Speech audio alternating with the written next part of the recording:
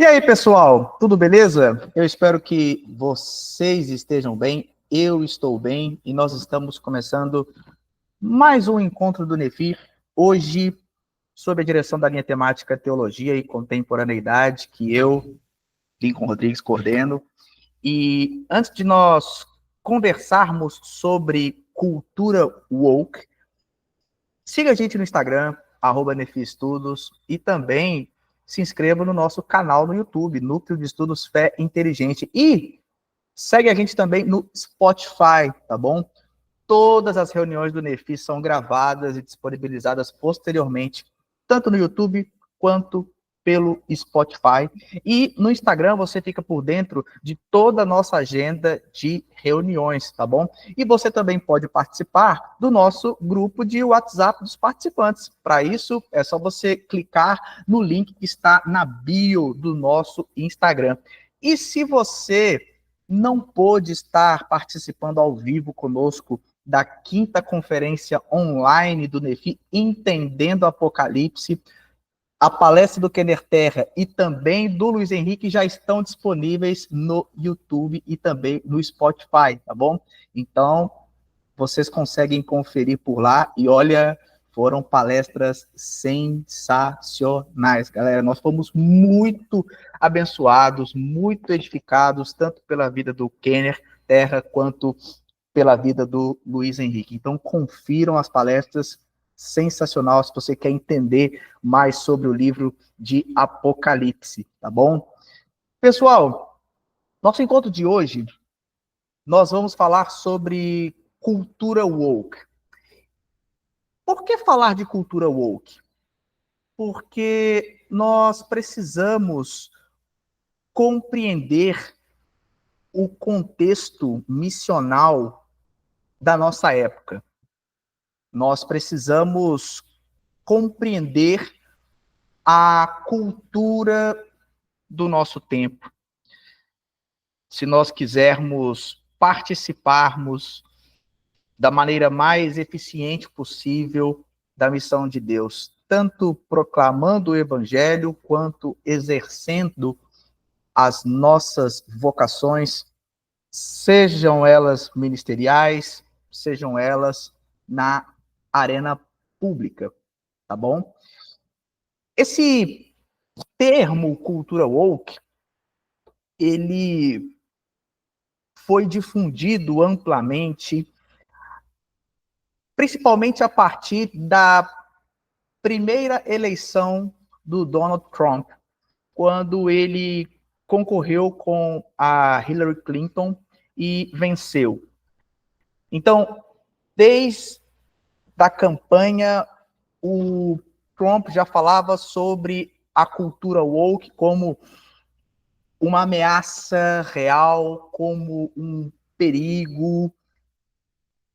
E hoje nós temos ouvido falar mais sobre a cultura woke ou sobre o wokeismo, tá? Que é a mesma coisa. Então, vamos conversar um pouquinho mais sobre a cultura woke e do que ela se trata. A gente sabe que a cultura ocidental, ela foi muito influenciada pelo legado judaico-cristão. Inclusive, uma pessoa que fala bastante sobre essa influência é o professor Lucas Gesta, na palestra que ele deu na primeira conferência online do NEFI, Crer Também é Pensar, que também está disponível no YouTube.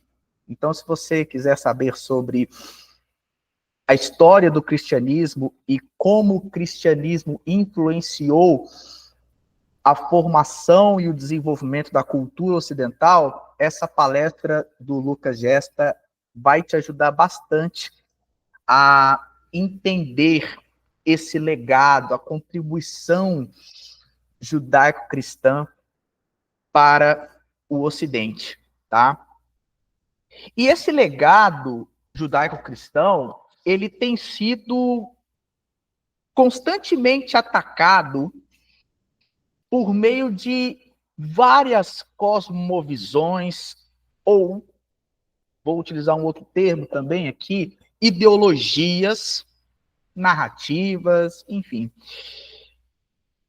E essas outras narrativas, elas têm o intuito de afastar essa influência judaico-cristã da cultura ocidental e, ao mesmo tempo, potencializar a liberdade do ser humano. A ideia, portanto, é afastar essa influência e o homem estar no centro. E é a partir do homem que o propósito, a direção da realidade é interpretada, é ditada. Nós vamos falar um pouco mais sobre isso daqui a pouco, mas inicialmente é importante nós entendermos isso.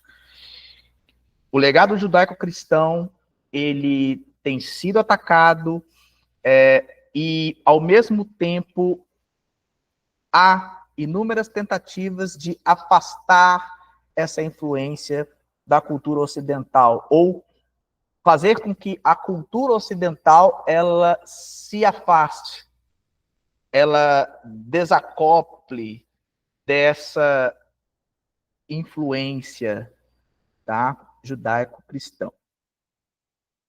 E, partindo disso, tem um autor chamado Gad Saad, ele escreveu um livro chamado A Mente Parasita, editora Trinitas, que o Gad Saad, nesse livro, ele vai mencionar algumas cosmovisões humanistas que contrapõem a cosmovisão bíblica.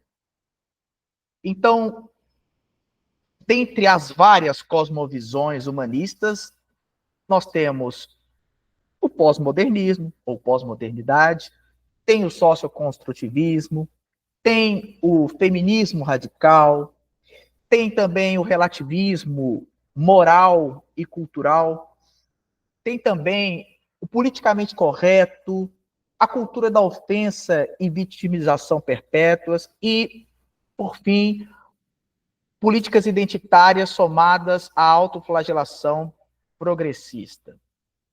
Então, o Gad Saad, ele destaca estas cosmovisões como sendo algumas, dentre várias outras, responsáveis por tentar afastar a influência judaico-cristã da cultura ocidental, tá?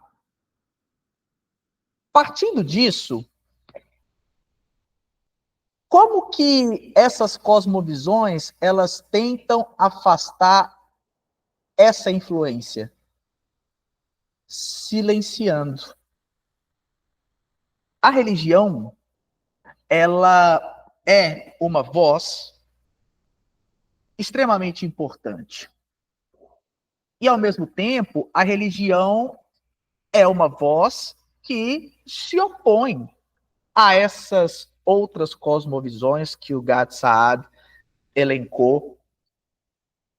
E, por se opor a essas cosmovisões, a cultura woke, essas outras cosmovisões, elas vão tentar silenciar a religião e outras vozes que se opõem a essas ideologias, a essas outras narrativas, através da cultura do cancelamento.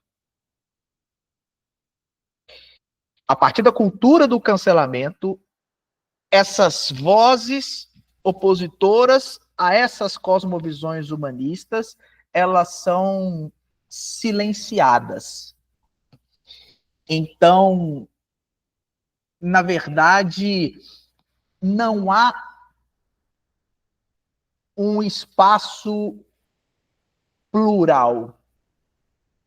Porque se a gente entende que nós estamos em uma sociedade pluralista, E estamos mesmo. Essas cosmovisões humanistas, elas estão tentando silenciar outras que são contrárias, tá? Sabendo que essas ideologias, que essas cosmovisões, elas tentam silenciar a religião e outras vozes através da cultura do cancelamento, o que é então a cultura woke? O que constitui a cultura woke ou o wokeismo de fato? E aí, tem uma definição da Braulia Ribeiro, que é autora do livro O Wokeismo, que também foi publicado pela editora Trinitas. A editora Trinitas é uma editora cristã conservadora, tá?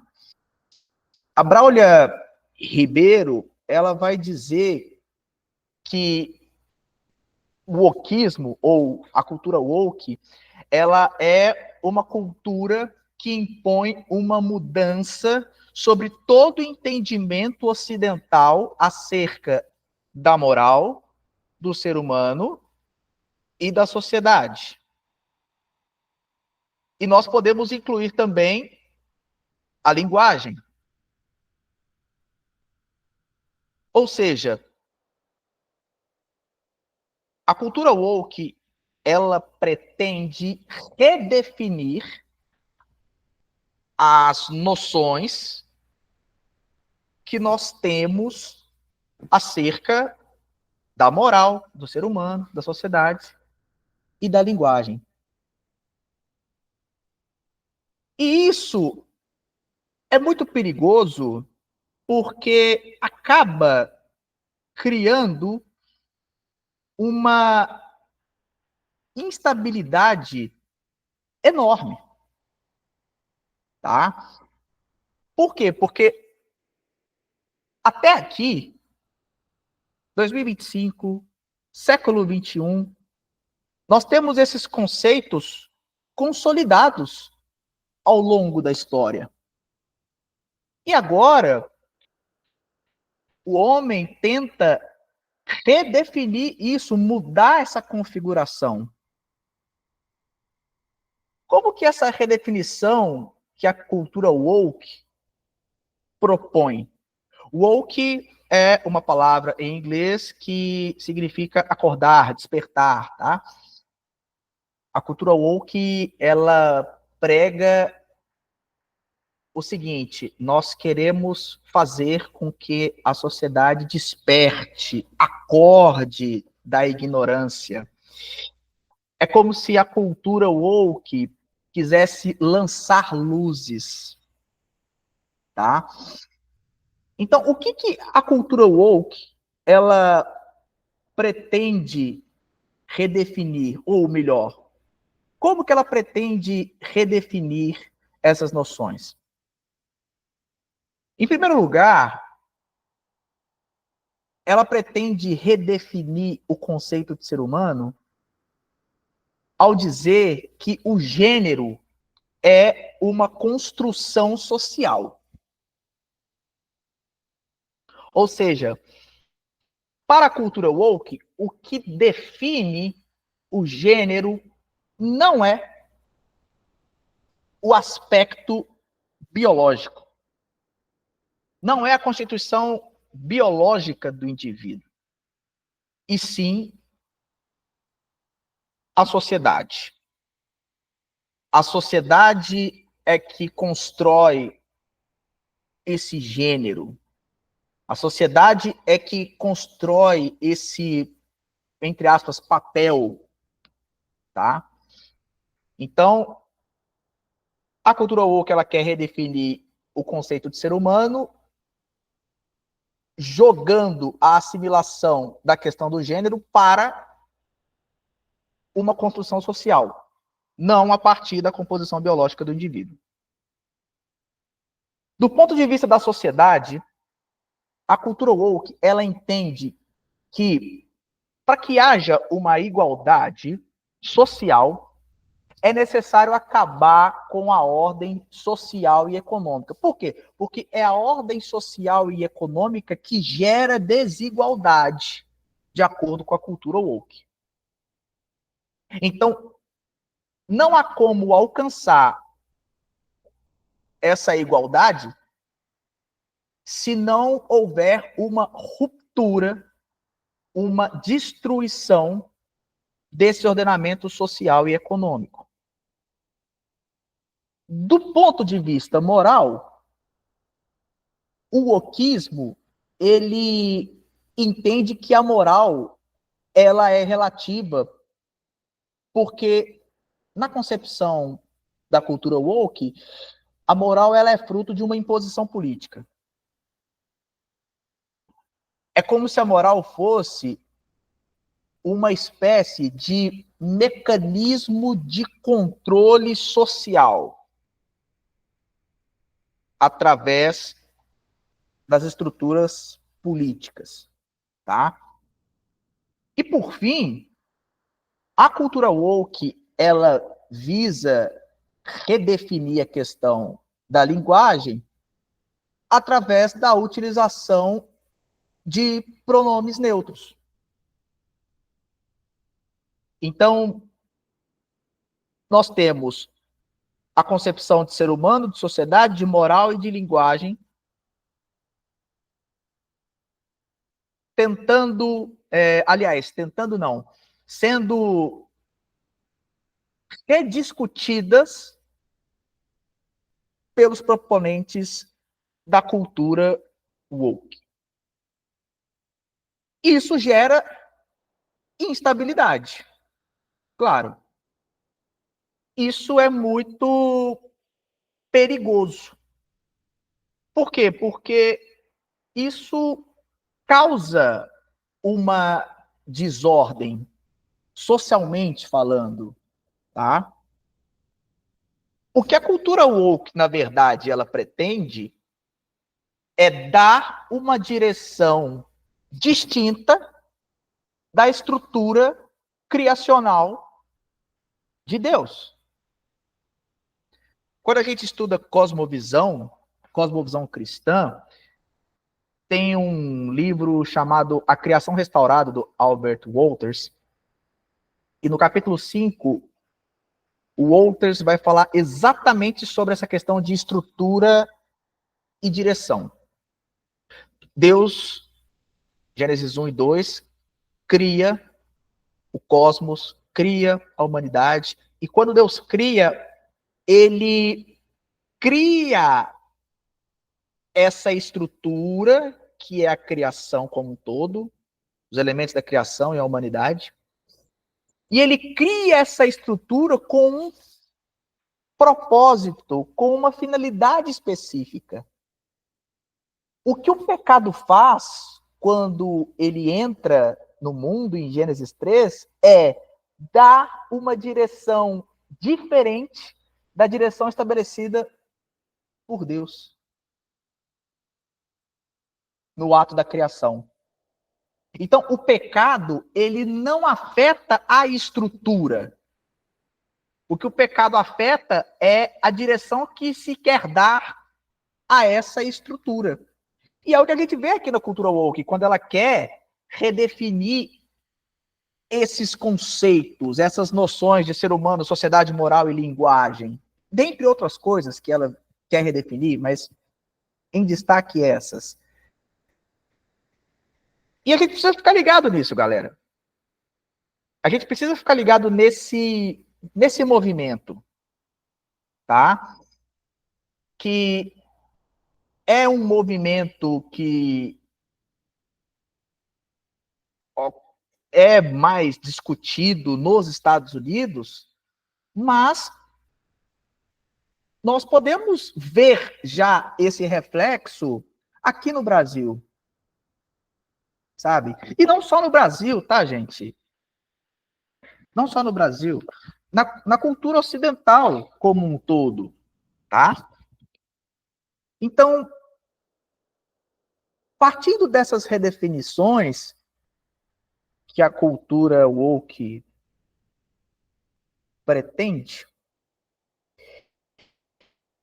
A gente pode perceber que a época atual, a época em que vivemos atualmente, é uma época onde o indivíduo ele acaba enxergando e interagindo com o mundo, com a realidade, como matéria-prima. Ou seja, o propósito e o significado das coisas são criadas, são definidas pelo próprio sujeito. Tá? O Carl Trueman, no livro A Ascensão do Self Moderno, editora Cultura Cristã, ele vai falar sobre mimeses e poieses, tá? Que é um conceito filosófico. O que é a mimeses? A mimeses é o seguinte: o ser humano ele olha para a realidade e ele enxerga nessa realidade um significado maior, um propósito maior. Só que agora nós estamos passando de uma sociedade mimética para uma sociedade poética. Na poiesis, é o próprio sujeito que atribui propósito e significado à realidade. Ou seja, ele não vê mais a realidade, ele não vê mais na realidade um significado maior. Por quê? Porque é ele agora, indivíduo, quem atribui propósito, significado, direção à realidade. Isso gera caos. Isso gera instabilidade. Isso, quando a gente olha para as escrituras, para a teologia bíblica, a gente percebe exatamente isso: estrutura e direção. Veja, é o homem tentando dar uma direção diferente à estrutura criacional a partir do que ele próprio concebe acerca da realidade. Percebe? No encontro passado da nossa linha temática, Teologia e Contemporaneidade, nós falamos sobre a verdade, sobre a perspectiva teológica. E nós tocamos um pouco nisso que a gente está falando aqui novamente. Se a realidade, então, ela é fruto da subjetividade do sujeito, se a gente concebe isso, logo não há como conhecer a verdade. Por quê? Porque a verdade, ela é meramente uma questão de narrativa. Então, se nós comprarmos essa ideia de que quem atribui propósito e significado à realidade, às coisas, é o próprio sujeito, a gente desemboca nessa questão da verdade que nós falamos no último encontro. E isso é muito ruim, galera. Isso é muito perigoso. Tá? O fato é que, sem nenhuma dúvida, nós nos vemos em uma intersecção, no meio de uma batalha de cosmovisões. E nessa batalha de cosmovisões, a cosmovisão cristã, ela tem sido atacada por outras, que são, claro, humanistas. E essas outras cosmovisões, elas propagam mentiras. Ou então, elas distorcem a verdade. Isso não é algo novo, tá? Isso não é um problema especificamente do século 20 e 21. Por quê? Porque quando nós olhamos para a Bíblia já revela para nós que isso já se fazia presente lá atrás. Vocês estão vendo aí a passagem de Colossenses 2, versículos 6 a 9. Eu estou usando aqui a nova versão transformadora. Tá? Paulo vai falar o seguinte para os colossenses. E agora, assim como aceitaram Cristo Jesus como Senhor, continuem a segui-lo. Aprofundem nele suas raízes e sobre ele edifiquem sua vida. Então sua fé se fortalecerá na verdade que lhes foi ensinada e vocês transbordarão de gratidão. Não permitam que outros os escravizem com filosofias vazias e invenções enganosas provenientes do raciocínio humano, com base nos princípios espirituais deste mundo, e não em Cristo. Pois nele, Cristo, habita em corpo humano toda a plenitude de Deus. O que Paulo está falando aqui para a igreja de Colossos não é que esses irmãos devam se afastar da filosofia de modo geral. Paulo não está demonizando a filosofia.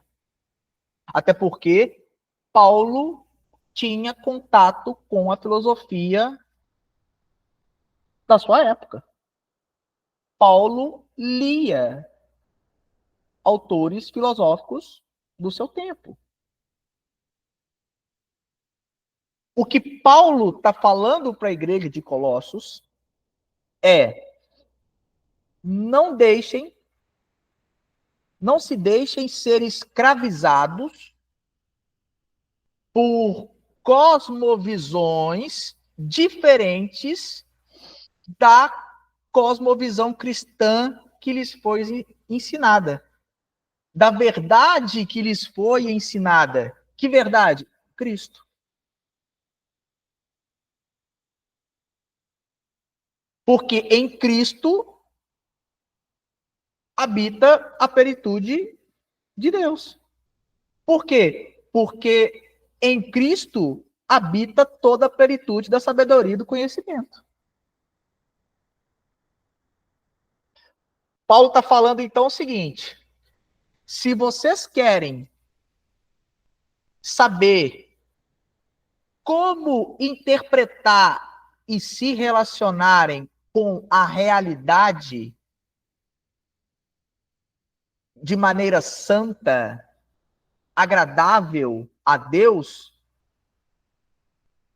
bebam de Cristo, da verdade que é Jesus, o Verbo encarnado, que João vai dizer.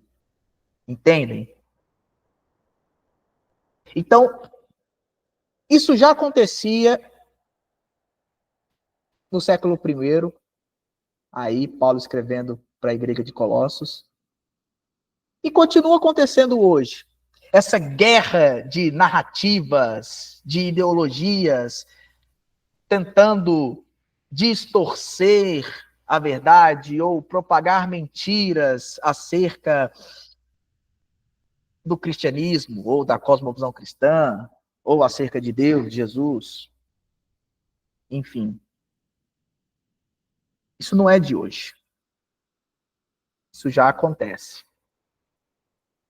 O Darrell Miller, no livro Discipulando Nações, ele vai dizer o seguinte: o grande número de mentiras embebidas em uma cultura tornará menos fértil o solo da sociedade para seu florescimento. que o Darrell Miller está querendo dizer com essa afirmação? Darrell Miller está querendo dizer o seguinte: cosmovisão transforma realidades e culturas inteiras, para o bem e para o mal. O Darrell Miller, inclusive, ele vai falar nesse livro que o problema da pobreza não é a falta de recursos financeiros. O problema da pobreza é um problema de cosmovisão, de acordo com Darrell Miller. E é muito legal porque nesse livro o Miller ele vai trabalhar como o poder da verdade transforma culturas. E para explicar isso, ele vai fazer um comparativo entre 3 tipos de cosmovisões. A cosmovisão teísta, que é a nossa, a cosmovisão cristã, a cosmovisão secular e a cosmovisão animista. Então, se você quer entender sobre cosmovisão e como a cosmovisão impacta a sociedade, impacta a cultura, esse livro do Darrell Miller, ele é excelente, editora Monergismo, muito bom, super recomendo. Eu terminei de ler essa obra na semana passada e gostei muito, muito mesmo, tá? Então, cosmovisão transforma culturas e realidades inteiras, tanto para o bem quanto para o mal. Tem uma outra citação do Darwin que ele vai dizer o seguinte: a transformação tem início por dentro, no nível pessoal de crenças e valores, e se move para fora, com a adoção de comportamentos e suas consequências. Em última análise, a transformação pessoal contribui para a transformação da cultura e da ordem social. Ou seja, se nós queremos transformar a cultura, nós precisamos transformá-la de dentro para fora. Se vidas individuais serem transformadas, a sociedade onde elas estão inseridas florescerá. É isso que o Darrell Miller está dizendo nessa citação e trabalha essa ideia ao longo desse livro. E quando a gente vê o Miller falando sobre essa transformação pessoal como instrumento para transformar a cultura e a ordem social, isso remete ao texto de Romanos 12:2, o famoso texto de Romanos 12:2. Lá em Romanos 12:2 a gente vai ver, né?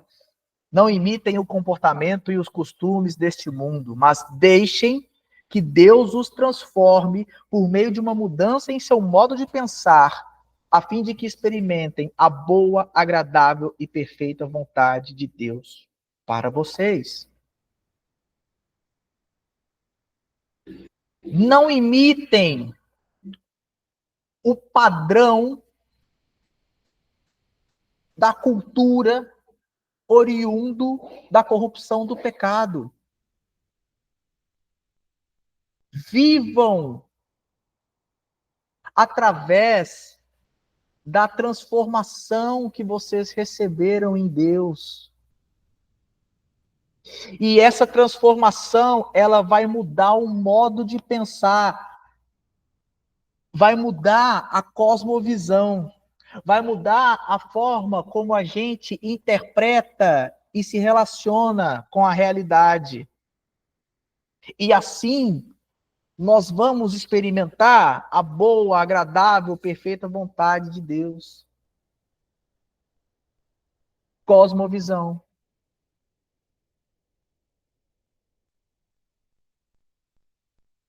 cosmovisão, galera.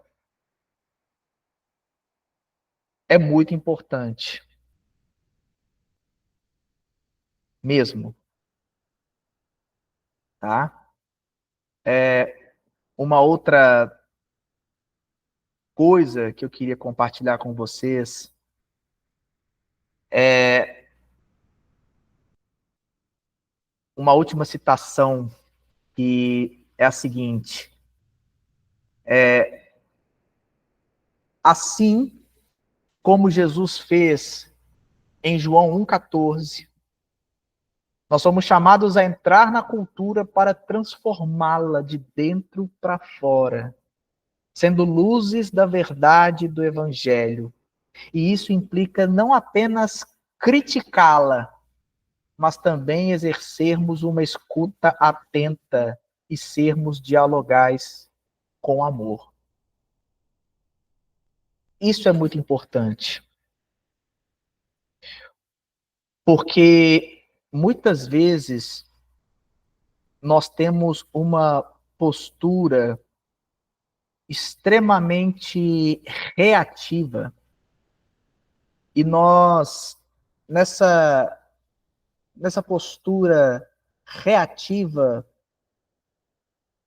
a gente se esquece de sermos amorosos e ouvirmos atentamente o que o outro tem a nos dizer. Não é apenas uma questão de refutação, mas é uma questão de, em amor, em diálogo, em uma escuta atenta, apresentar a nossa crítica aos ídolos da cultura.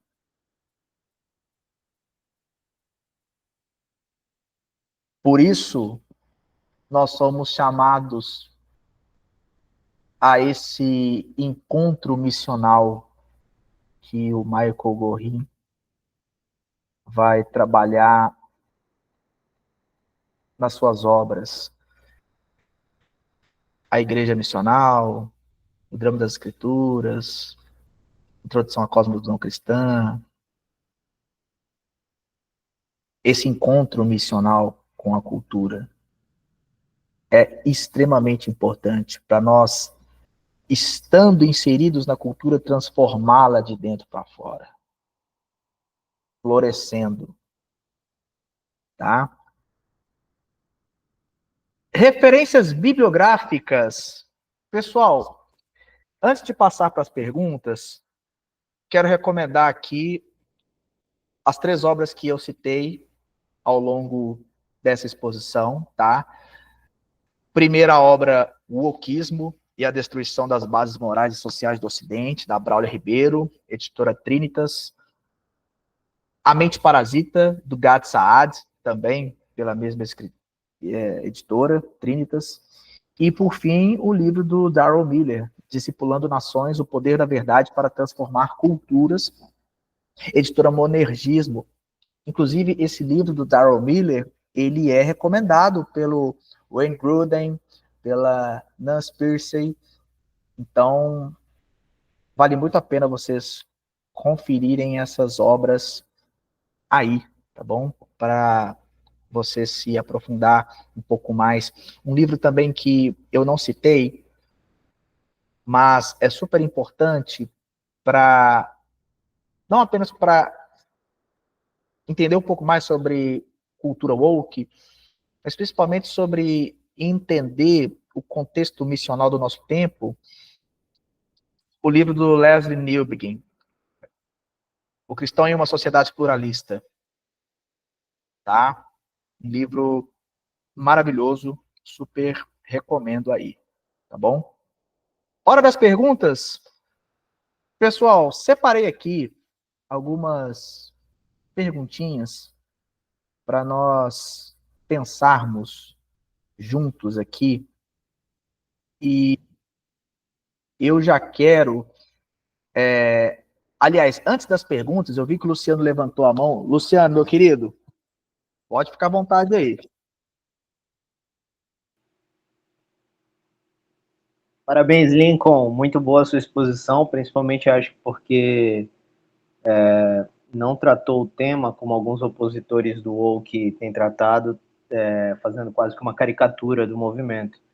E falou bem das bases, como o woke é baseado em falácias, né? E por isso que é algo que preocupa aqueles que se preocupam com o cristianismo e com a construção de uma sociedade baseada nos valores bíblicos.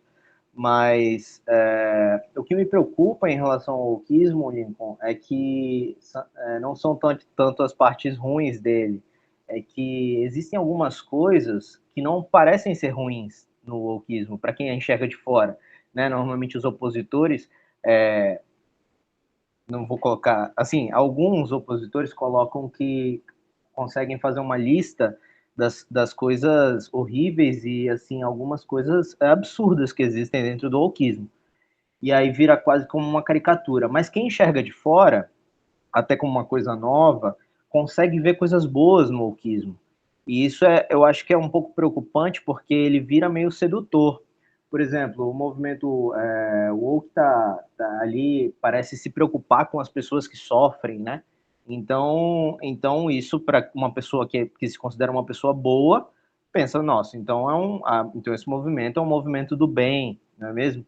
Às vezes até não é necessariamente algo do woke, mas ele está relacionado, por exemplo, as pessoas, os wokeistas, eles são muito ativos na preservação do meio ambiente, por exemplo. Não é algo diretamente relacionado ao wokeismo, mas está ali entrelaçado, né? E eu acho que isso é o que mais, assim, me vem à mente de preocupação. Como que tu enxerga, Lincoln, que a gente poderia não, como dizem, jogar a água da bacia, mas não jogar a criança junto, né? Separar o que é ruim do wokeismo e mostrar, nos posicionar como contrário a esse movimento, mostrando quais são as coisas de fato erradas dentro desse movimento, mas conseguir separar que existem coisas boas e que essas coisas boas têm que ser defendidas. Aqueles que sofrem precisam, de fato, encontrar uma saída, digamos assim, né? É preciso se preocupar com aquelas pessoas que estão sofrendo, mas não é por causa disso que nós temos que defender valores errados, né? Ou algo do tipo. Como que a gente faz para separar a maioria das coisas absurdas que o wokeismo defende com algumas poucas coisas boas que existem dentro do movimento e que muitos, eu enxergo isso hoje, muitos dos opositores ao wokeismo, eles esquecem dessa parte. E aquelas pessoas que vêm de fora, que têm se alinhado, de repente, com esse movimento, ficam pensando, por que esse opositor não está falando das coisas boas que esse movimento tem, o que ele traz, o que ele defende? Então, parece que o wokeismo vira algo como algo sedutor para as pessoas que vêm de fora, que não têm um alinhamento tanto ao cristianismo, a valores bíblicos, parece que é alguma coisa boa, né? Isso que é o mais preocupante, porque parece que é algo que tem um propósito bom de defender a humanidade, tudo isso. Então, como que a gente faz para separar as coisas? O que é absurdo, o que é baseado em falácias, do que é uma coisa boa e merece, sim, de fato, ser ouvido e, ok, a gente concorda nesse ponto, mas discorda naquele. Boa. Obrigado, mano, pela pergunta. Excelente. Luciano, eu acredito piamente no que o Michael Gorin vai chamar de engajamento missional. O que é o engajamento missional? É um duplo movimento. Ao mesmo tempo que nós criticamos os falsos ídolos da cultura, ou seja, ao mesmo tempo que nós criticamos essas narrativas que distorcem as escrituras, distorcem a estrutura criacional de Deus, nós trabalhamos para a promoção do desenvolvimento da sociedade naquilo ou nos projetos que são compatíveis com os princípios da palavra de Deus. Então, naquilo que é bom, o cristão, ele trabalha para promover o bem, a paz e a prosperidade da cidade, como Jeremias, lá no capítulo 29, versículo 7, vai dizer, né? Então, nós trabalhamos para a promoção da paz e da prosperidade da cidade, sem deixar de exercer o nosso papel profético de denunciar aquilo que está errado, aquilo que deturpa a palavra de Deus, aquilo que dá um direcionamento diferente do direcionamento estabelecido inicialmente por Deus na estrutura da sua criação. Então, eu acho que a partir desse engajamento missional, desse encontro missional, a gente consegue jogar a água da bacia fora sem jogar o bebê junto. Entende? Agora, é preciso capacitar os cristãos para que eles realizem esse encontro missional. A igreja precisa preparar missionários para o outro lado do muro. Não apenas para o outro lado do mundo, como diz o Bibo no seu novo livro, Como se Tornar um Cristão Inútil. O que o Bibo está querendo dizer com isso? Nós precisamos preparar, nós como igreja, precisamos preparar os cristãos a viverem, a exercerem as suas vocações, os seus papéis na sociedade, na cultura, de modo a serem luz e refletirem a glória de Deus. E assim, refletindo a glória de Deus no meio da cultura, eles vão transformá-la de dentro para fora. Percebe? Então, é preciso haver uma dedicação, um comprometimento da igreja para preparar, equipar os cristãos à missão no ordinário, na vida cotidiana, na esfera pública. Entendeu? Então, eu penso desse modo, mano. Consegui responder a tua pergunta? Sim, muito. Obrigado, Lincoln. Valeu, mano. Valeu. Tamo junto. Bom, eu separei aqui 3 perguntas para nós pensarmos e discutirmos um pouco aqui. E aí você pode levantar a mão e depois abrir sua câmera e seu microfone, ou só seu microfone, ou se você não quiser fazer nenhuma coisa nem outra, você pode colocar a sua resposta, o teu comentário aqui no chat, tá bom? E você que está ouvindo a gente ou assistindo no YouTube ou no Spotify, você pode deixar aqui nos comentários também, tá bom? A gente quer saber o que você pensa também, tá? Primeira pergunta, galera, é o seguinte: vocês já se sentiram pressionados por ideias culturais que contradizem a sua fé? E, se sim, como que vocês reagiram? Frontalmente, eu acho que é uma palavra forte, né? Frontalmente, a fé cristã. Mas, assim, eu amo as comidas da festa junina. Eu acho as comidas da festa junina incríveis e aqui onde eu moro tem umas festas bem legais. E, assim, a gente sofre muito julgamento, né? De querer, assim, comer. Eu não vou fazer nada lá na festa junina, eu vou só comer umas comidas gostosas lá. Mas não, você está indo para um lugar que é consagrado a ídolos, digamos assim, né? É uma festa pagã. Não vou adorar nenhum ídolo lá. Eu quero só bolo de milho e banana caramelizada, esse tipo de coisa. Mas assim, então não acho que seja frontalmente contrário à fé cristã, né? Mas assim, existem pontos de intersecção entre a cultura, acho que não tanto a doutrina bíblica, mas a cultura que a gente vive hoje no evangelicalismo brasileiro, né? Que às vezes é crítico a algumas coisas que, digamos assim, como se diz, do mundo, né? Que algumas pessoas, algumas irmãs de coque não se agradariam de ver a gente, digamos assim, os cristãos mais jovens fazendo isso ou aquilo. Tem muito aquela questão assim de música do mundo, ou música ou louvor. Eu já vi na minha igreja, por exemplo, tinha um sorteio de um fone de ouvido, daqueles de Bluetooth, e disseram que se era só para ouvir louvor, se ouvisse música do mundo ia ficar surdo com o fone de ouvido. E assim, eu fico pensando que às vezes essa diferença de música do mundo e louvor, claro que eu entendi que a pessoa estava querendo dizer assim, quando ela disse música do mundo, talvez ela estava pensando na Anitta, ou músicas que de fato são de um caráter perverso. Mas eu fico pensando, de repente, uma pessoa que gostaria de ouvir música clássica ou alguma coisa assim, que poderia ser encarado como música do mundo, pensando, poxa, esse fone não é mais para mim, porque ele já vai vir com uma maldição, né? Eu não vou colocar ali um Beethoven para tocar, porque eu vou ficar surdo por causa do que eu vou ter essa música. Enfim, então eu acho que esses pontos de atrito a gente está o tempo todo, né, em contato com eles.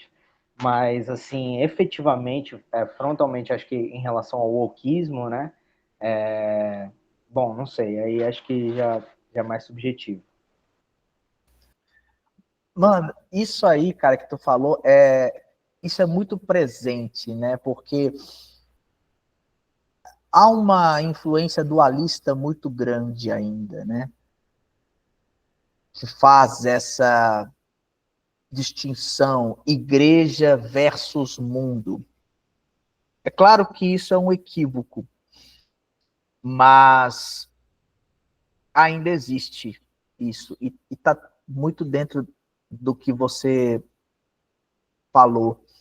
Um livro que eu gosto muito é A Arte Não Precisa de Justificativa, do Huckmacher.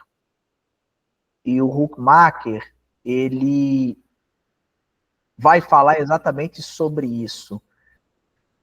É possível a arte glorificar a Deus, mesmo que ela não esteja comunicando diretamente uma mensagem bíblica, mas você consegue perceber naquela arte a beleza de Deus. Você consegue perceber ali, uau, nossa, que perfeição, que incrível, que quadro, que poesia, que música, entende?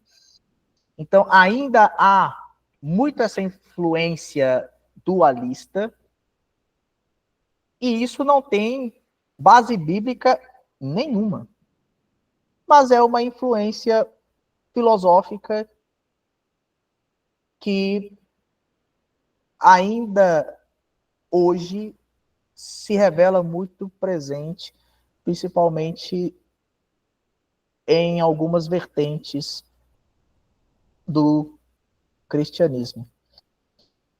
Manu, my friend.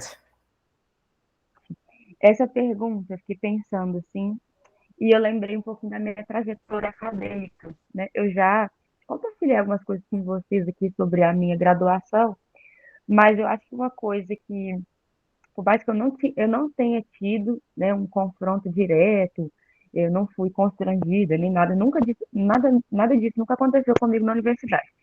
Mas durante a minha graduação eu me envolvi em alguns grupos de estudos, né? E a maior parte dos grupos de estudos que eu me envolvi foram grupos de estudos relacionados à história das mulheres, porque é um tema que eu gosto muito, né? Eu fiz a graduação em História, né? E algo que eu me deparei é que, assim, né, a gente, na universidade, sabe que a gente não pode tirar as coisas da própria cabeça, né? Então, a gente precisa se apoiar em intelectuais que já desenvolveram estudos sobre o assunto. E o que você se depara é com uma massa, né, de intelectuais que pensam nas mulheres de acordo com uma perspectiva feminista. Você quase, pelo menos a minha experiência, né?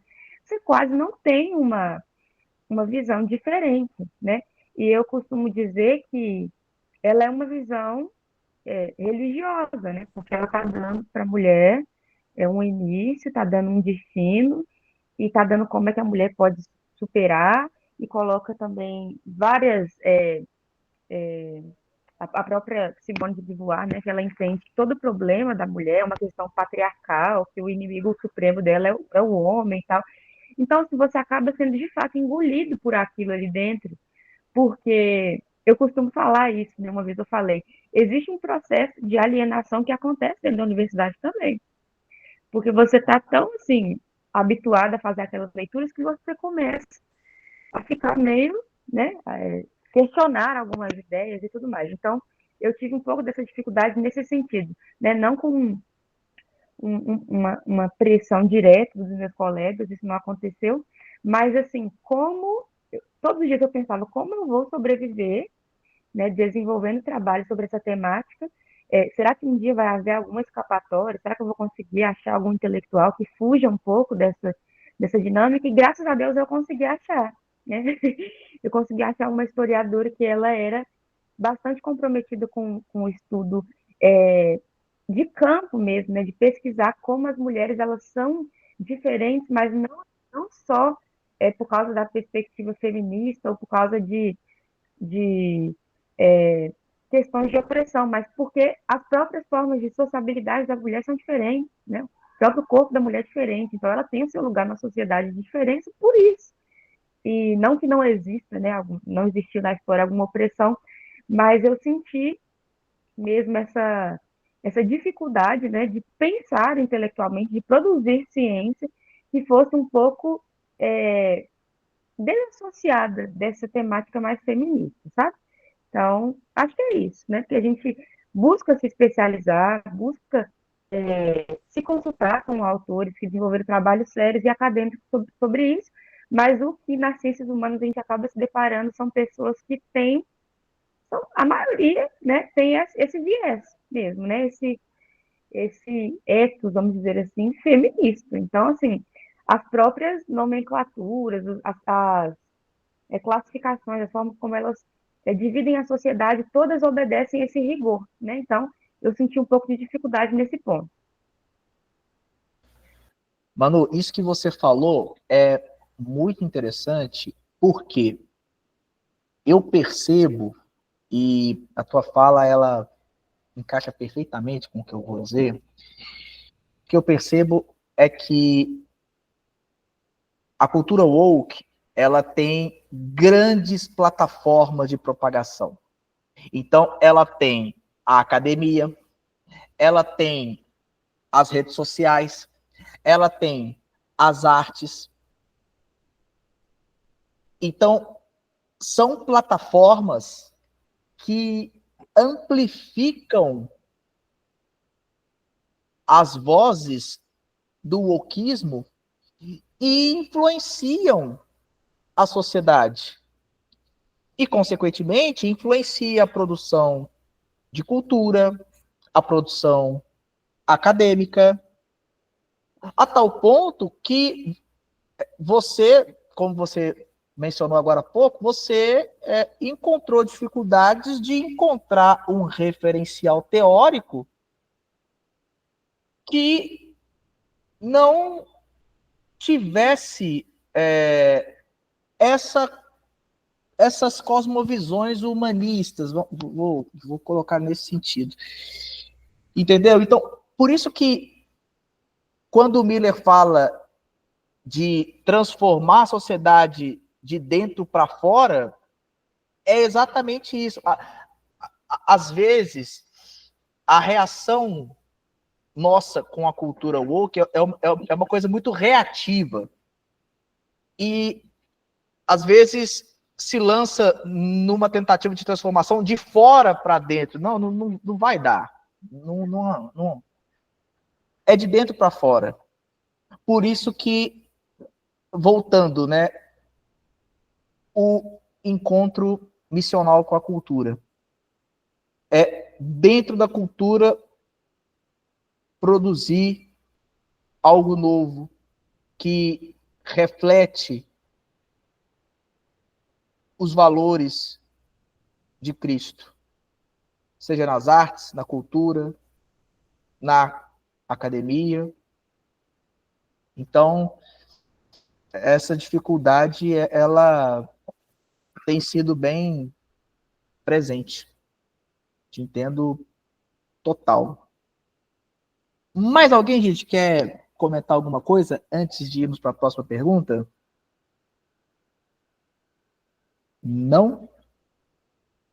Beleza. Próxima pergunta, pessoal, é o seguinte: como nós podemos nos posicionar com a verdade, sem perder o amor e a graça do diálogo com a sociedade?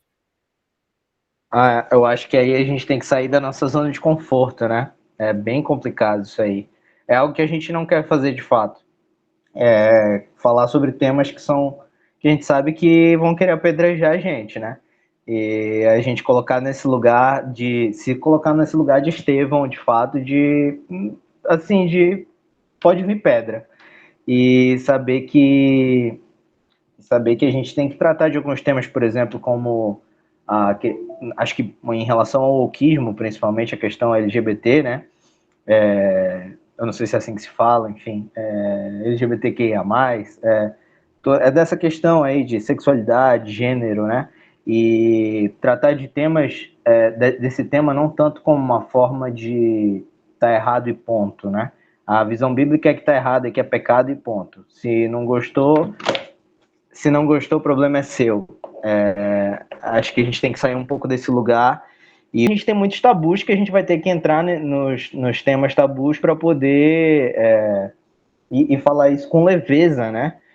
Falar isso de uma forma tirando o peso do tabu, no caso. Por exemplo, essa questão de sexualidade, gênero, né? Olhar para o sofrimento psíquico e psicológico que as pessoas que são os transexuais que eles passam, né? A gente fala pouco sobre isso dentro do meio cristão. A gente fala assim, é pecado e pronto, acabou. Mas tá, ok, vamos começar por aí. Mas a partir daí, qual é o nível de dor mental, psíquica, da saúde mental dessas pessoas, né? Porque eu acho que o woke aborda muito isso. Ele pega as pessoas por aí, né? Falando assim, nossa, mas é um sofrimento muito grande. E acho que a gente tem que olhar para esse sofrimento, falar sobre isso. Não mudar nossa opinião a partir disso, mas tocar nesse assunto, né? Eu acho que saúde mental é um tema importante para falar em relação principalmente a essas questões. E, claro, continuar nos posicionando da forma como nós nos posicionamos. O que é errado, o que a Bíblia diz que é assim, não muda isso. Mas a partir daí, como que a gente lida com as dores psíquicas, com a saúde mental dessas pessoas, o que a gente faz a partir daí, o que pode ser feito, como nós podemos ajudar de uma forma amorosa e misericordiosa. Eu acho que a gente tem ido pouco para esse lugar, e acho que é nesse lugar que a gente pode dialogar de uma forma menos conflituosa, né? De uma forma um pouco mais diplomática, assumirmos o chamado que nós temos de sermos emissários da paz, de sermos diplomatas, digamos assim, né? Eu acho que é por aí. Sim, sim. Eu acho que um belo exemplo, Luciano, de como realizar essa abordagem no sentido de se posicionar pela verdade, mas sem deixar de ser respeitoso e fazer isso em amor, é o exemplo de João 4, no encontro de Jesus com a mulher samaritana no poço. Por quê? Porque Jesus, ele confrontou aquela mulher. Jesus, ele não deixou de falar a verdade para a samaritana. Ela foi confrontada do seu pecado. Mas Jesus faz isso de uma maneira tão humana, tão amorosa, vendo aquela mulher com dignidade, por ela ser imagem e semelhança de Deus também, ainda que ela já tenha tido 5 maridos e o homem com quem ela estava naquele momento ela não podia chamar de marido, mas Jesus, ele viu ali alguém portadora da imagem de Deus. Então, eu acho que da mesma forma como Jesus fez com a samaritana em João 4, nós devemos fazer também. Nós somos chamados para isso, tá? Manu, my friend. Ô, Lincoln, eu ia citar a mesma passagem, mas é porque eu vejo que às vezes a gente faz uma. A gente aprendeu, na verdade, a fazer uma separação de categorias que, na verdade, para o Evangelho é a mesma coisa. Por exemplo, a verdade, ela é Jesus, né? Jesus se coloca como a verdade. Então, a verdade, ela é completa. Ela tem uma verdade completa, ela vai tratar o que precisa ser corrigido, mas ela vai dar um lugar para essa pessoa também. Né? Ela vai apresentar uma alternativa, ela vai explicar o porquê que aquilo é um erro. Eu vejo isso, muito do que o Luciano falou também, dessa falta de compreensão da situação da pessoa pela parte dos cristãos, mas também a gente precisa pensar que aquela pessoa talvez enfrenta dilemas, talvez ela mesma não se sinta compreendida, que ela tem alguma dificuldade de fato, né? Que às vezes a gente enxerga só o erro da pessoa e como se aquilo fosse completamente condenável e como se ela tivesse se entregado completamente à promiscuidade. Só que a gente não ouviu a história dessa pessoa, né? A gente não sabe o que aconteceu. E, de fato, para a gente que carrega essa verdade, a gente sabe que Jesus tem a resposta para isso, né? Então, eu admiro muito a forma como Jesus respondia às situações e às dificuldades das pessoas. Né? A própria verdade encarnada, ela não hostilizou ninguém, ela não separou ninguém, né? Não colocou ninguém para viver nos arredores da cidade, por exemplo. Ela deu um lugar, ela deu um chamado, enfim. Eu vejo muito isso. E uma coisa que você falou, deixa eu só desligar o fone aqui, porque está dando problema. Pronto. Uma coisa que você falou que eu achei interessante, Lincoln, foi sobre que às vezes a gente age com sob uma perspectiva de refutação, né? O que também não é errado, porque a própria palavra diz, né, que a gente precisa se empenhar para destruir argumentos que se levantam contra o conhecimento de Deus, levar cativo isso mesmo. Só que isso tem a ver com as fortalezas na mente das pessoas, né? Que a própria Bíblia fala. Agora, existe algo mais importante que são as pessoas, né? E a nossa perspectiva precisa ser a de reconciliação, de entender que essas pessoas estão agindo dessa forma porque elas fugiram do destino que Deus deu para elas, né? Então, elas precisam, na verdade, ter um lugar à mesa. Elas não precisam ser afastadas da cidade porque elas estão lutando contra Deus. Às vezes elas estão fazendo isso, às vezes elas estão pensando de forma contrária à perspectiva divina sem saber. Sem saber quem que é o seu Criador. Ela perdeu completamente a conexão com, né, com o seu Criador, com quem a fez. Então, assim, é muito mais complexo, né? Então, eu acho que o nosso desafio ele é muito grande, mas, ao mesmo tempo, eu entendo que ele é simples, né? É uma postura fiel, uma presença fiel de Deus na Terra, ser como Jesus foi, né? Ele buscou responder os problemas do seu século, que também foram muito complexos, né? Não tem como a gente negar. E agora ele nos deu uma missão, e essa é a nossa missão. Então, a gente não precisa temer dessa forma, né? Se afastar do debate e ficar meses pensando em como é que a gente poderia responder a isso. Acredito que a gente já tem um exemplo, né, do que fazer, e é isso. Manu, amei o que você falou agora, porque de fato nós fomos chamados a exercermos o ministério da reconciliação. Lembrei agora, inclusive, do livro do do Miroslav Volf, Exclusão e Abraço, que o Volf vai falar exatamente sobre isso, sobre autoridade, identidade e reconciliação, sabe? Então, é trazer para a mesa mesmo, fazer isso em amor, porque, igual você disse, né, muitas pessoas, elas desconhecem, elas não sabem, e às vezes a abordagem que a gente faz a essas pessoas não é a melhor abordagem. Claro, precisamos nos posicionar e defender a verdade. Sim, precisamos. Mas sem perder esse lance que você trouxe da mesa, sabe? É o caminho do abraço, é o caminho da reconciliação, é o caminho do discipulado, é o caminho do mostrar para a pessoa a ótica de Jesus, e na caminhada a cosmovisão dela vai sendo transformado, e dia após dia ela vai crescendo na graça de Cristo Jesus. Fala, my friends.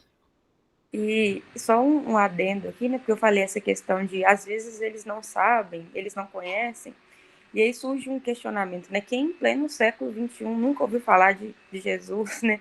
Não sabe do cristianismo, especialmente aqui no Brasil, que é um país majoritariamente cristão, católico, que tem contato com essa cultura. Mas eu falo de uma maneira mais profunda, né? Pensando bem, assim, as pessoas com as quais Jesus confrontou o pecado, talvez já tinham topado Jesus várias vezes, sabia que Jesus era filho de José, sabia isso, sabia aquilo, o que ele estava fazendo, que ele estava movimentando multidões, mas elas ainda não tinham se encontrado com ele. Ele ainda não tinha se revelado a elas como Messias.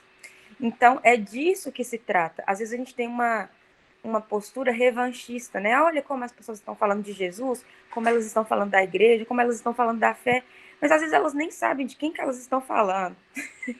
Elas não fazem ideia de quem é Jesus, né? Não tiveram esse contato, não ouviram a voz dele.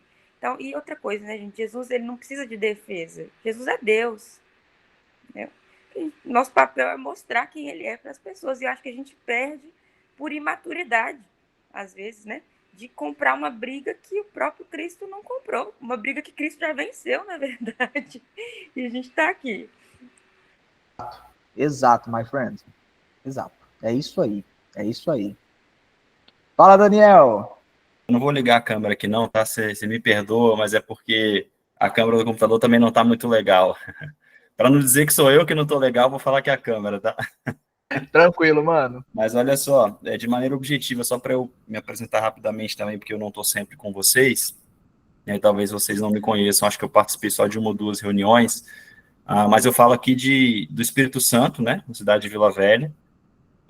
Eu sou pastor batista, sou pastor auxiliar na primeira igreja batista aqui em Itapuã, tenho 35 anos, mas sou também engenheiro de formação, né? Então, sou engenheiro mecatrônico, formado pelo Instituto Federal aqui do Estado, mas eu deixei a engenharia para seguir a carreira pastoral, né? Seguir o ministério pastoral. Então, enfim, caí nesse grupo porque achei interessante a temática de vocês, vi, acho que no Instagram, enfim.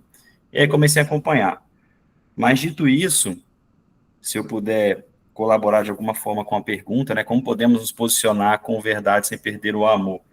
E aí eu vou dizer isso até de uma ótica pastoral também, porque acaba sendo o que eu lido no dia a dia, né, aqui na igreja. E eu acho que a primeira questão, eu separarei isso em três aspectos, né?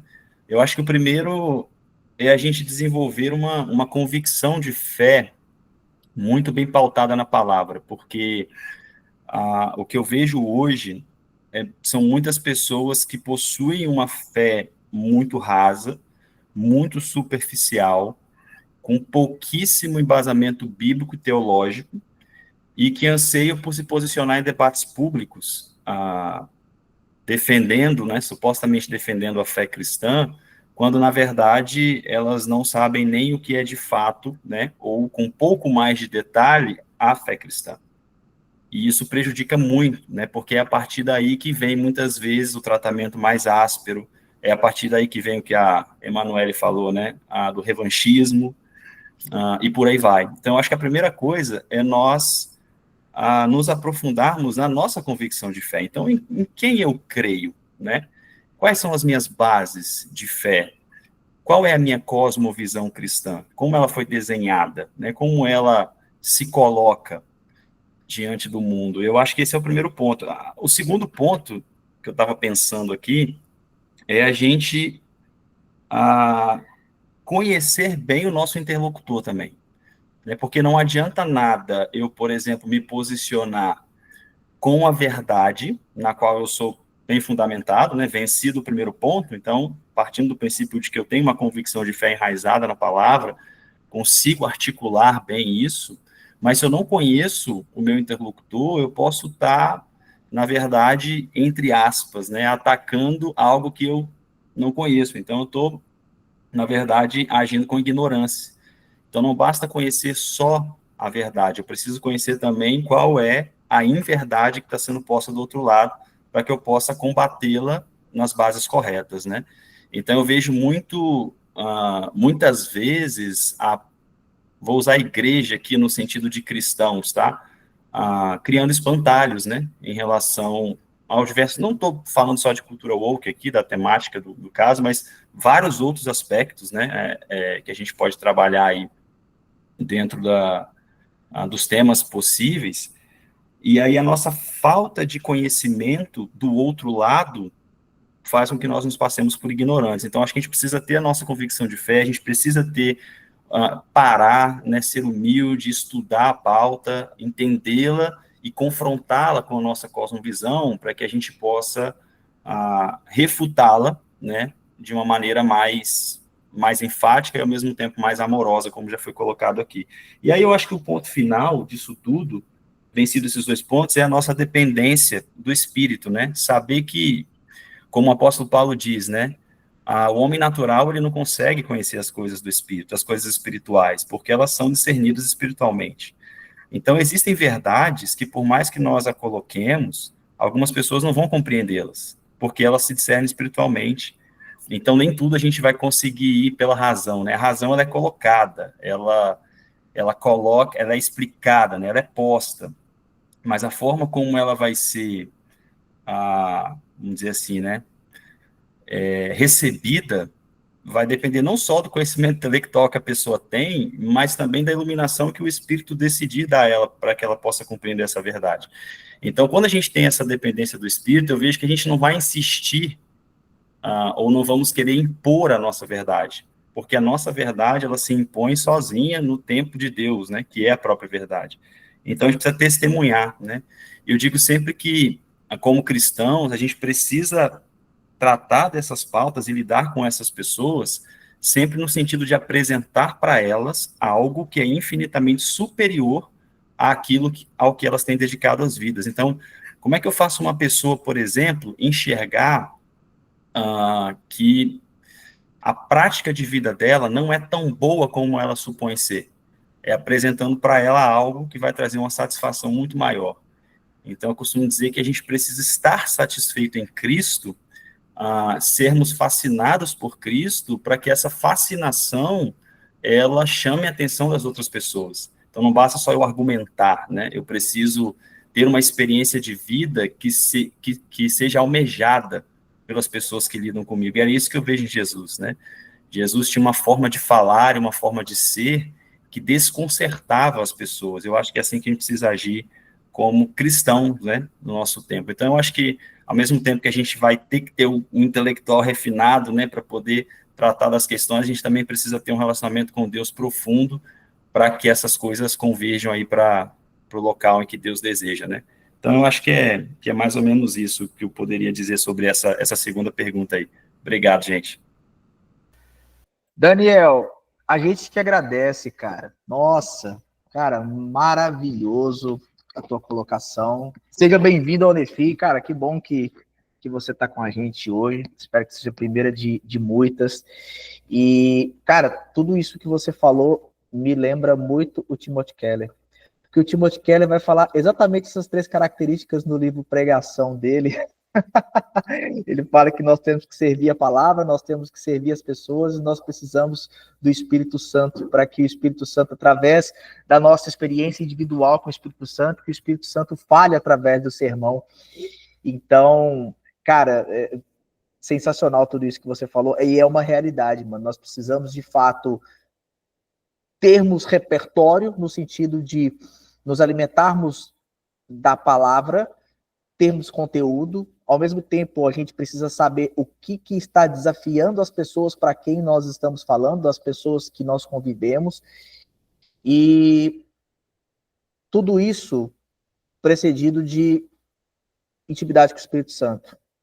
O dia a dia, esse encontro com o Espírito que nós fazemos diariamente, ao nos lançarmos em oração e na palavra. Então, mano, cara, obrigado por esse tom pastoral. E, cara, eu acho que o ano que vem eu vou dar um pulinho em Vila Velha, e se eu for em Vila Velha eu vou te chamar, porque eu quero muito te conhecer e te trocar essa ideia aí. Muito bom, muito bom. Gente, uma última pergunta, e tem a ver com isso que o Daniel falou agora há pouco, que é a seguinte: qual é o papel da igreja local diante disso tudo? Isolamento? Combate? Ou diálogo? E por quê? Como que a igreja local pode contribuir com relação a isso que nós estamos falando de cultura woke, de encontro missional com a cultura? Como que a igreja local, qual que é o papel da igreja local diante de tudo isso? Cara, eu acho que na minha igreja, não sei, mas eu acho que na minha igreja, se eu falar em woke e wokeismo, muitas pessoas não vão nem saber do que se trata. Então, acho que essa pergunta, se fosse feita, de repente, nos Estados Unidos, a resposta seria uma, né? E aqui na nossa cultura brasileira é outra. E dependendo também da classe social da maioria dos irmãos, da média dos irmãos da igreja, né? Pelo menos lá na minha igreja tem bastante senhoras e senhores lá, então, assim, de mais de 50 anos. Então, eu acredito que a maioria das pessoas não sabe do que se trata o woke, a cultura woke. Então, acho que é mais, primeiramente, né? Existe muita coisa para ser feita nesse sentido, mas acho que a primeira coisa é fazer o que tu tá fazendo aqui, Lincoln, é educar, né? Dizer o que que é, por que que é errado, embasar biblicamente, de mostrar por que que isso é algo, uma ideologia que é construída sobre falácias, né? Bom, e por que que isso é perigoso? Porque eu vejo assim que tem muita gente que não é da igreja, não está ligada ao cristianismo, que não enxerga isso como algo perigoso, é até algo tentador, sabe? E eu acho que dentro da igreja a gente precisa mostrar por que que essa ideologia é uma ideologia perigosa e que lá na frente pode dar um problemão para a igreja de forma geral, né? A gente pode ser até acusado de estar querendo ir contra os valores, digamos assim, de humanos, né? Sabe? Tipo, contra os direitos civis, sabe? Por tá exercendo a nossa fé. Então, se isso for levado um pouco mais a cabo no Brasil, como não é ainda do jeito que está sendo nos Estados Unidos. Mas eu acho que o primeiro ponto é educar. Depois que educar e mostrar por que que é errado, a gente sentir um pouco também como que isso vai. Acho que a gente tem que ser como os filhos de Sacari e saber ler os tempos, né? E saber como que isso vai afetar o Brasil culturalmente. A gente imagina, como a gente importa muita coisa dos Estados Unidos, né? Importa que eu digo culturalmente, né? A gente imagina que aqui vai ser como está sendo lá, o desenvolvimento disso, até nas próximas eleições e como isso vai interferir na política. Mas acho que é preciso ter um pouco de calma e sentir de fato como que o nosso cenário brasileiro, principalmente da igreja evangélica, vai aceitar isso, aceitar que eu digo, vai receber, né, recepcionar essa ideologia, como que a gente vai enfrentar, como que os atritos vão ocorrer. Então a gente tem que sentir um pouco mais para ver os próximos passos, eu acho. Mas primeiro é educar, é mostrar por que isso é perigoso, e depois eu acho que é dar ferramentas. Isso que o Daniel falou é importante, né? A gente até ter um pouco assim de apologética, de saber defender a nossa fé perante esse inimigo, que é um inimigo que parece um pouco diferente, mas é algo que acho que o nome woke é novo, mas acho que as raízes disso já são bem antigas, né? Mas a gente saber quais são as melhores ferramentas para enfrentar e defender a nossa fé perante esse inimigo. Mas primeiro de tudo, acho que é educar e dizer o que é e por que é perigoso. Sim, mano, cara, eu concordo total com você, porque somente através da educação a igreja ela fornecerá ferramentas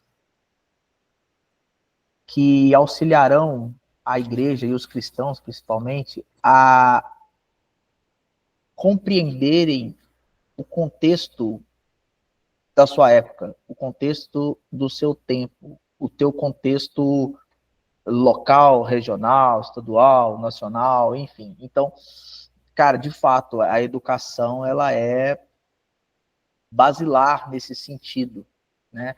Um comprometimento educacional. É um labor mesmo. Eu gosto muito de algo que o Igor Miguel fala no livro dele, A Escola do Messias. Aliás, o Igor Miguel já esteve aqui no Nefi falando exatamente sobre o seu livro, A Escola do Messias. Então, se você quiser assistir, está disponível tanto no Spotify quanto no YouTube do Nefi. Mas, basicamente, o Igor Miguel vai falar que a igreja ela é um ambiente que fomenta virtudes, sejam elas espirituais, morais e intelectuais. Então, se a igreja tiver esse entendimento de que ela é uma fomentadora de virtudes, se ela é uma estufa de florescimento e atua na educação, tanto no aspecto espiritual, moral, intelectual, cara, eu acho que ajuda demais. Ajuda demais. Porque eu entendo que esse é o caminho para preparar os cristãos para o outro lado do muro. Voltando a repetir o Bibo. Mais alguém, gente, quer comentar essa pergunta do papel da igreja local diante dessas cosmovisões que desafiam a cosmovisão cristã? Fala, Daniel. Então, eu acho que quando a gente pensa em igreja local, né, é bom fazer, eu penso que é interessante fazer essa separação antes da minha resposta, porque se a gente pensar em igreja universal, como de fato ali os santos, né, que pertencem a Cristo, espalhados por aí, a resposta seria um pouco diferente, mas pensando assim, no sentido estrito de igreja local mesmo, eu acho que o combater é um pouco complicado, porque quando a gente fala de ideologia, normalmente a pessoa que segue uma ideologia, dificilmente ela vai deixar de segui-la, né? Porque muitas vezes ela já dedica a vida, principalmente se for um militante, né? Eu estou pensando aqui mais na formatação de uma pessoa que segue a militância daquilo ali. E se essa ideologia ela é diametralmente oposta ali à fé cristã, eu acho muito difícil a gente combater isso como igreja local, né? Colocar isso no púlpito ou, enfim, de uma outra forma, de maneira direta, porque eu acho muito difícil surtir algum efeito que não seja só a divisão, né? Que não seja só o nós contra eles. Eu acho que a igreja local, ela tem um chamado muito específico para a pregação do evangelho, né? Ela tem um chamado muito específico para a exposição da escritura. E eu acho que a nossa fidelidade à palavra, na exposição dessa palavra e na prática dessa palavra, é suficiente para, por si só, já eliminar qualquer tipo de ideologia corrompida, né, que esteja entrando na igreja. É claro que em momentos específicos a gente vai ter que colocar como em pauta, né, até porque a gente vê isso também na própria igreja primitiva, a gente vê isso na carta, né, nas cartas apostólicas, o próprio apóstolo João combatendo ali o proto-gnosticismo de uma maneira muito direta, mas eu penso que, acima de tudo, a igreja local precisa ser fiel ao evangelho e ela precisa ser fiel à pregação da palavra. O que a gente vê hoje são muitas igrejas que elas acabam se enveredando tanto no campo do combate às ideologias, que elas assumem as suas próprias ideologias e esquecem, deixam o evangelho de lado, né? Se preocupam mais em combater do que em pregar o evangelho. E a gente entende que a fé cristã, o evangelho de Cristo, ele está acima de qualquer ideologia. Então, a partir do momento que ele é pregado, ele é vivenciado, ele é experimentado, eu creio que as ideologias elas não conseguem permanecer diante da verdade. Então, acho que o nosso papel como igreja local não se envolver politicamente, né, mas se ater à pregação do evangelho. Agora, se a gente for para o campo do cristão, né, em todas as esferas em que ele atua, saindo aí da igreja local especificamente, aí é diferente. Aí a gente vai para as universidades, a gente vai para a política, a gente vai para os centros formadores de opiniões, para a mídia e por aí vai, e eu acho que o posicionamento ele já pode ser um pouco mais diferente nesse sentido. Mas a igreja local em si, eu acho que ela precisa talvez dar um pouco menos de ênfase ao combate a essas ideologias de púlpito ou nas salas de aula, vamos dizer assim, e focar mais na pregação da palavra. Porque se nós anunciarmos a Cristo como ele realmente é, as pessoas vão contemplá-lo e vão encontrar satisfação nele e vão deixar aquilo que não presta de lado automaticamente, né? Eu creio muito nisso aí. Sim. Cara, Daniel, é isso. É a igreja